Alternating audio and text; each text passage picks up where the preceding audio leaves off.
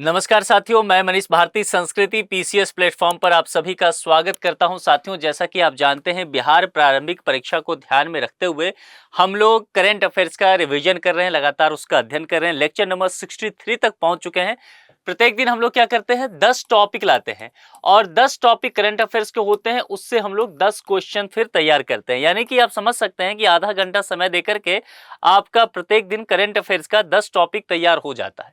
और एक क्वेश्चन जो मैं प्रत्येक दिन आप लोगों को दिया करता हूं, आज का प्रश्न है, यहां पर देख लीजिए। आज जो भी लोग लेक्चर में जुड़ेंगे, सबसे पहले इस प्रश्न का जवाब आपको देना है, फिर आगे बढ़ना है, आगे के लेक्चर को देखना है। मैथिली भाषा का विकास निम्नलिखित में से किसके शासनकाल के दौरान शुरू हुआ? यहां पर 4 विकल्प आपको दिया गया है, 4 में से कोई एक ही सही होगा। प्रश्न जो है ऑलरेडी बीपीएससी में पूछा जा चुका है, तो इसका जवाब पहले आप कमेंट बॉक्स में देंगे, उसके बाद जो है आप आगे बढ़ेंगे आज के बाकी लेक्चर को देखने के लिए। अब चलते हैं सीधे, हम लोग पहले टॉपिक पर चलते हैं। आज का पहला टॉपिक पहले प्रश्न के जो साथ है वो यहां पर दिया गया। देखिए, बिहार में बाढ़ की समस्या के समाधान के लिए गंगा और गंडक नदी को जोड़ने के लिए कितने किलोमीटर लंबे चैनल का निर्माण किया जाएगा? आप जानते हैं बिहार में बाढ़ एक बड़ी आपदा है, अभी भी आई। कोसी नदी का प्रलय आपने इस बार भी देखा, और खास करके उत्तर बिहार की बात अगर करेंगे, जहां पर गंडक है, बूढ़ी गंडक है, जहां पर आप देखेंगे कि बागमती है, कोसी है, जिसे बिहार का शोक कहते हैं, तो ये सारी नदियां, और बिहार के बीचों बीच होकर के जो बक्सर से एंट्री करती है गंगा नदी, और कटिहार भागलपुर के मुहाने से निकल जाती है आगे वेस्ट बंगाल की तरफ। तो ये गंगा नदी जो है सभी की, आप कह सकते हैं सभी नदियां इसकी सहायक नदी है, ठीक है। तो यहां पर बाढ़ की समस्या जो बनी रहती है, तो यह एक परिकल्पना है कि बाढ़ की समस्या से निजात पाने के लिए यहां पर कर किया जाए तो गंगा नदी और गंडक नदी को जोड़ दिया जाए। तो जोड़ने के लिए एक लंबे चैनल का निर्माण तो करना पड़ेगा। अब देखिए, यहां पर मान लीजिए ये बिहार का एक तरह से मैं रफ मैप बनाता हूं, ये वाला हिस्सा देखेंगे ऐसे कुछ, ठीक है। गंगा नदी यहां से एंट्री मार रही है बक्सर से, और यह कटिहार भागलपुर से निकल रही है। तो ये गंगा नदी है, इसका प्रवाह इधर है, ठीक है। और यहां पर गंडक नदी है, ठीक है, गंडक नदी यहां पर आ रही है। तो यहां पर जोड़ने के लिए एक चैनल का निर्माण किया जाएगा, ताकि इस दोनों का सही से एक मुहाना पर आ जाए, ताकि पानी अगर ज्यादा हो जाता है तो वो गंगा नदी पहुंचे, वहां से आगे निकल करके पानी जो है बंगाल की तरफ निकल जाए, यानी कि बाढ़ की स्थिति ना हो। इसके लिए पहले ही काम किया गया है। गंगा नदी और गंडक नदी को जो चैनल कहा गया है जोड़ने के लिए, तो वह 170 किलोमीटर लंबे चैनल का निर्माण जो है वह करने की बात की गई है। इसके द्वारा बाढ़ पे नियंत्रण लाने का प्रयास किया जाएगा। तो पहले प्रश्न का सही जवाब क्या हो जाएगा? ए। अब चलिए दूसरे प्रश्न पर चलते हैं। दूसरा प्रश्न बहुत इंपॉर्टेंट है, इसको जो है 5 स्टार लगा लीजिए, ये इंपॉर्टेंट है। और दूसरी बात, सबसे अहम बात देखिए, ये नए पैटर्न पर है, जो 68वीं और 69वीं बीपीएससी में जिस तरह के प्रश्न आए हैं उसके हिसाब से यहां पर आपको दिया गया है। तो ठीक से इसका आपको देख लेना है। देखिए, दूसरी बात देखेंगे, संगीत नाटक अकादमी अमृत अवार्ड 2022, यानी कि एक जो यहां खंड दिया गया है वह अवार्ड सेक्शन से जाकर के मिलता है। इसके संदर्भ में निम्नलिखित कथनों पर विचार कीजिए। जब भी इस तरह का स्टेटमेंट हो तो पहले स्टेटमेंट को पढ़ने के बाद यहां आना है, कमांड क्या है, कथन सही है, सही नहीं है, गलत नहीं है, क्या कहा गया है, इसको आराम से समझ लेना है, डिकोड करना है, उसके बाद स्टेटमेंट पे जाना है। क्या कह रहा है इसमें? बिहार के 4 शीर्ष कलाकारों को क्या क्या, रंगमंच, ध्रुपद गायन और लोक गीतों में विशिष्ट योगदान के लिए सम्मानित किया गया, पहला स्टेटमेंट। दूसरा, यह पुरस्कार राष्ट्रपति द्वारा दिया गया, तो यहां पर राष्ट्रपति देते हैं इस पुरस्कार को कि नहीं, ये चीजें यहां पर आपको कंफर्म करना है। उसके आधार पर देखना है कौन स्टेटमेंट सही है, कौन गलत है, फिर उसको इस 4 विकल्प के हिसाब से फिट करना है। जो सही होगा वही इसका जवाब होगा। समझ रहे हैं? इतना सारा काम करना है, ये यूपीएससी का पैटर्न होता है। बीपीएससी धीरे धीरे उस पर आगे बढ़ते जा रही है। अब एक चीज समझिए, टॉपिक कैसे समझते हैं इंपॉर्टेंट है। तो पहला चीज यहां पर आपको लिखा हुआ है अवार्ड, ठीक है। तो एक अवार्ड वाला सेक्शन, और यहां पर देखिए कि ये जो व्यक्ति होंगे, ये जो 4 व्यक्ति हैं विभिन्न क्रियाकलापों में लिप्त, और फिर इन्हें अवार्ड दिया गया, तो ये चर्चित व्यक्तित्व वाले जो प्रश्न आते हैं उसमें भी आपको काम देगा। इसीलिए मल्टी डायमेंशनल क्वेश्चन है, टॉपिक है ये आने की संभावना रहेगा। अब यहां पर समझ लीजिए इस टॉपिक के बारे में। संगीत नाटक अकादमी अमृत अवार्ड 2024 में बिहार के 4 शीर्ष कलाकारों को दिया गया, जिसमें से 4 नाम आप चाहे तो नोट करते चल सकते हैं, क्योंकि यहां नाम नहीं दिया गया है। एक जो रंगकर्मी है बहुत सीनियर रंगकर्मी है, वरिष्ठ रंगकर्मी सुमन कुमार। उसके बाद गणेश प्रसाद सिन्हा को दिया गया। फिर एक ध्रुपद गायक, यहाँ पर ध्रुपद लिखा हुआ है ना, तो ध्रुपद गायक जो है पंडित रघुबीर मलिक, ठीक है, फिर से नाम बोलता हूं, पंडित रघुबीर मलिक लिख लीजिए, ध्रुपद गायक है। उसके बाद यहां पर जो आपको लोकगीत की चर्चा की गई है, तो देखिए लोकप्रिय लोक गायक बिहार के हैं भरत सिंह भारती, फिर से नाम बोलता हूं, भरत सिंह भारती लोकगीत के लिए। इन चारों को जो है यह अवार्ड संगीत नाटक अकादमी अमृत अवार्ड 2022 दिया गया। अब इसको समझ लीजिए कि यहां पर आपसे पूछा गया है कि यह पुरस्कार राष्ट्रपति द्वारा दिया गया, यह स्टेटमेंट गलत है, ठीक है, ये सही है शीर्ष 4 वाला। फिर ये आता है कि हमें ये देखना है अगर कोई स्टेटमेंट गलत है तो फिर उसका सही स्टेटमेंट क्या होना चाहिए, ये भी समझते चलना है। तो यहां पर राष्ट्रपति के जगह जो है उपराष्ट्रपति होंगे, ठीक है, बस इतना हो जाता तो यह स्टेटमेंट भी सही हो जाता। बाकी इस इंफॉर्मेशन को भी अपने पास रख लीजिए, उपराष्ट्रपति ने दिया। अब यहां पर देखेंगे तो यह गलत हो जाएगा, दूसरा, पहला ही सही है, तो केवल एक ए में ही है, समझ गए, इसीलिए इसका सही जवाब क्या हो जाएगा, केवल एक। मामला समझ में आ गया। चले आगे बढ़ जाए तीसरे टॉपिक पर। बिहार में फॉल आर्मी वर्म सैनिक किट के हमले के संबंध में निम्नलिखित कथनों पर विचार कीजिए। यहां पर जो है आपके पास जो है 2 स्टेटमेंट दिया गया, यानी कि फिर से वही पैटर्न जो अभी नया वाला पैटर्न है उसको लेकर के बातें की गई है।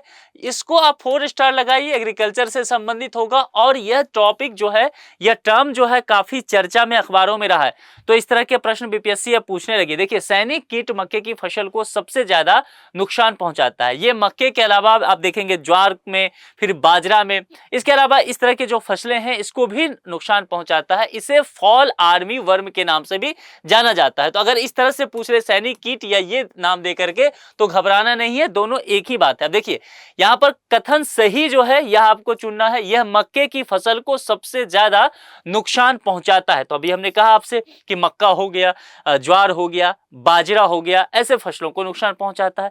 ये ज्वार बाजरा फसलों को भी नुकसान पहुंचाता है, ये भी सही हो गया। तो दोनों स्टेटमेंट सही, तो सी जो है 1 और 2 दोनों सही की बात करता है, ठीक है। तो तीसरे प्रश्न का सही विकल्प क्या हो गया, सी। आगे बढ़ जाए, चौथे पर चलते हैं। निम्नलिखित में से कौन सा कथन बुद्ध सम्यक दर्शन संग्रहालय, ध्यान दीजिए, बुद्ध सम्यक दर्शन संग्रहालय के संदर्भ में सही नहीं है। ध्यान देना है पुछल्ले शब्द पर, इसलिए मैं बार बार कहता हूं कि पुछल्ले शब्द को सही से पढ़िए। यहाँ ये नहीं है कि सही है, जल्दीबाजी में पढ़ गए और फिर उस हिसाब से यहाँ करके उलझ गए विकल्प पे, ठीक है। यहाँ लिखा हुआ है सही नहीं है, यानी कि डिकोड करेंगे तो क्या पूछा गया है कि जो गलत है वह बताना है, और जो गलत होगा इसमें से 4 में से वही इस प्रश्न का सही जवाब होगा। अब देखिए ऐसे समझना है चीजों को। अब देखिए क्या है बुद्ध सम्यक दर्शन संग्रहालय, सबसे पहले आपको इसके विषय में कुछ चीजें जानकारी चाहिए, फिर हम इस प्रश्न पर आते हैं। देखिए बिहार के वैशाली में बुद्ध सम्यक दर्शन संग्रहालय का निर्माण हुआ। इसमें इसके लिए देखेंगे तो जून 2024 तक का टाइमलाइन रखा गया था। इस संग्रहालय का उद्घाटन की जो बात की गई है वह बौद्ध धर्म गुरु जी से दलाई लामा हैं, तो वह करने वाले हैं। अब देखिए यहां पर एक चीज जो ये हम इसके विषय में समझ गए, जरा इसको देख लेते हैं। इसका निर्माण वैशाली में हो रहा है, ये स्टेटमेंट सही है। मैंने आपको बताया कि बिहार के वैशाली में इसका निर्माण वर्ष 2024 तक पूरा हो जाएगा, टारगेट जून 2024 ये हो गया। चलिए, इसमें बुद्ध के अस्थि कलश को स्थापित किया जाएगा, ये भी बातें सही है, ठीक है। अब देखिए यहां पर क्या कहा गया है, इस संग्रहालय का उद्घाटन प्रधानमंत्री करेंगे। मैंने आपको क्या बताया, बौद्ध धर्म गुरु दलाई लामा, इनको इन्विटेशन दिया गया बिहार के मुख्यमंत्री नीतीश कुमार के द्वारा कि आप इसका उद्घाटन कीजिए। तो इसका सही जवाब क्या हो जाएगा, यानी कि ये तो स्टेटमेंट गलत हो गया, लेकिन मैंने क्या कहा, जो गलत होगा तो उस गलत का सही क्या जवाब है वह भी हमें ढूंढ करके रखना है, ठीक है। तो इसका क्या सही जवाब हो जाएगा, दलाई लामा, यानी कि यही स्टेटमेंट गलत है। और मैंने क्या कहा था कि जो स्टेटमेंट गलत होगा, सही नहीं, तो जो स्टेटमेंट गलत होगा वही सही जवाब हो जाएगा। इसीलिए विकल्प कौन सा सही है, डी, दलाई लामा। ध्यान रखिएगा, अलग से टॉपिक इंपॉर्टेंट है, यहां इसको 4 स्टार लगा लीजिए, ये प्रश्न पूछा जा सकता है। चलिए आगे बढ़ते हैं। बिहार के किस स्थान पर कछुओं के लिए पहले पुनर्वास केंद्र का उद्घाटन किया गया है, ठीक है। पहले पुनर्वास केंद्र, शब्द क्या है पहले, मैं लगातार कहता हूं कि जहां पर इस तरह के शब्द हो जाए सही से उसको ध्यान देना है, उस टॉपिक को सही से पढ़ लेना है, वह जरूरी है। भागलपुर में, भागलपुर डिस्ट्रिक्ट जो है, भागलपुर में मीठे पानी के कछुओं के लिए पहले पुनर्वास केंद्र का हाल ही में उद्घाटन किया गया। यह केंद्र जो है भागलपुर वन प्रभाग के सुंदरवन क्षेत्र में बनाया गया है। ठीक है, इस केंद्र में तस्करी या शिकार के दौरान घायल हुए जो कछुआ होगा उसे रखा जाएगा। तो इसका सही जवाब क्या हो गया? विकल्प ए ही भागलपुर। बाकी जो चीजें मैंने बताया है वह भी आपको ध्यान रखना है। भागलपुर का जो सुंदरवन क्षेत्र है उस पर नजर रखिएगा क्योंकि वहां से प्रश्न आ सकता है। छठा क्या कहता है? लोक शिकायत प्रशासन विभाग द्वारा जारी रैंकिंग में लोक शिकायत निस्तारण में बिहार का, ध्यान देना है, बिहार का कौन सा जिला पहले स्थान पर रहा? फर्स्ट पोजीशन कौन सा डिस्ट्रिक्ट जो है यह पाया है लोक शिकायत निस्तारण में बिहार का? ठीक है, अब देखिए यहां पर 4 विकल्प आपको दिया गया है। इसमें अगर बात करेंगे तो लोक शिकायत प्रशासन विभाग द्वारा एक रैंकिंग जारी किया गया है और इसमें बताया गया है कि लोक शिकायत निस्तारण में राज्य का रोहतास डिस्ट्रिक्ट जो है, दक्षिण बिहार की बात करेंगे तो रोहतास डिस्ट्रिक्ट नंबर 1 स्थान पर, पहले स्थान पर रहा है। अब चलिए, फिल्म अभिनेता मनोज वाजपेयी को जानते होंगे, है ना, बिहार के ही रहने वाले हैं। मनोज वाजपेयी के जीवन पर आधारित पुस्तक कुछ पाने की जिद किसके द्वारा लिखी गई है? 4 विकल्प यहां पर आपको दिख रहा है। अब हमें ये जानना है कि ये जो अभिनेता पर बुक लिखा गया है यह किनके द्वारा? तो देखिए यहां पर जो है पीयूष पांडे नाम के एक ये जर्नलिस्ट हैं, दरअसल पत्रकार हैं। तो मनोज वाजपेयी के जीवन पर इन्होंने पुस्तक लिखा है कुछ पाने की जिद। टीवी पत्रकार दरअसल हैं ये पीयूष पांडे, उन्होंने ये लिखा है। तो किस तरह से 1 दशक से ज्यादा समय तक किस तरह से स्ट्रगल उन्होंने किया, ऐसी घटनाओं को उन्होंने इस किताब में दर्ज किया है जो कि अभिनेता मनोज वाजपेयी के जीवनी पर है। तो जो पुस्तक वाला मामला आता है ना, जो लेखक और रचनाकार वाला, उसमें ये पूछा जा सकता है और ये आप 4 स्टार बनाकर रखिए क्योंकि ये चर्चा में रहा है। ठीक है, ये किताब है। 8वें पर चलते हैं। बैद्यनाथ प्रसाद महतो किस क्षेत्र से संबंधित हैं? देखिए बैद्यनाथ प्रसाद महतो जो है एक इंडियन पॉलिटिशियन है। ये 15वीं और 17वीं लोकसभा के सदस्य रहे। अभी जो लोकसभा चल रहा है कौन सा चल रहा है? 18वीं। तो ध्यान रखिएगा 18वीं के ये मेंबर नहीं हैं, 15वीं और 17वीं लोकसभा के ये मेंबर रहे हैं। ठीक है, तो यहां पर राजनीतिक, डी इसका सही जवाब हो जाएगा। चलिए आगे बढ़ जाते हैं। इंडिया स्किल्स राष्ट्रीय प्रतियोगिता में बिहार के युवाओं ने कितने पदक जीते हैं? आपको नंबर बताने हैं। तो देखिए इस इंडिया स्किल्स राष्ट्रीय प्रतियोगिता में बिहार के युवाओं की बात करेंगे तो इन्होंने 11 पदक जीत करके बिहार का नाम जो है वह ऊंचा किया है। तो विकल्प ए हो गया। चलिए आगे बढ़ते हैं और यहां पर 10वें आज के आखिरी टॉपिक पर, घर बैठे लोगों को रोजगार उपलब्ध कराने के उद्देश्य से बक्सर जिले में कौन सा ऐप लॉन्च किया गया है? यह टॉपिक इंपॉर्टेंट है, 5 स्टार लगाइए यहां पर, है ना। तो ये ऐप लॉन्च जो किया गया है यह सी विकल्प देखेंगे, मनरेगा परवरिश रोजगार ऐप को लेकर के बात किया गया है। मनरेगा, फिर से ध्यान रखिए, मनरेगा जो है लगातार चर्चे में रहा है। तो घर बैठे लोगों को किस तरह से रोजगार उपलब्ध कराया जाए, उनको कैसे आत्मनिर्भर बनाया जाए, इस उद्देश्य से बक्सर जिले के चौसा में, है ना। अच्छा, चौसा से संबंधित एक और बात है, एक नदी का जुड़ा हुआ है, जरा आप मुझे बताएंगे विकल्प में, तो ये कहां पर पड़ता है? बक्सर। ठीक है, बक्सर डिस्ट्रिक्ट का चौसा। ठीक है, तो बक्सर के चौसा में मनरेगा परवरिश रोजगार ऐप लॉन्च किया गया। सी इसका सही विकल्प हो गया। उसके बाद यहां पर जो है मैंने बताया पहले ही इस प्रश्न के विषय में, इसका सही जवाब आप लोग कमेंट बॉक्स में लिख करके जरूर देंगे, आज के सभी जो लोग जुड़ेंगे। दूसरी बात कि अब जान रहे हैं कि एग्जाम मान के चलिए कि हाँ ऑफिशियली पोस्टपोन्ड है, तो फॉर्म भरने का डेट भी बढ़ा दिया गया है। तो जो लोग फॉर्म नहीं भर पाए हैं थोड़ा तत्परता दिखाइए।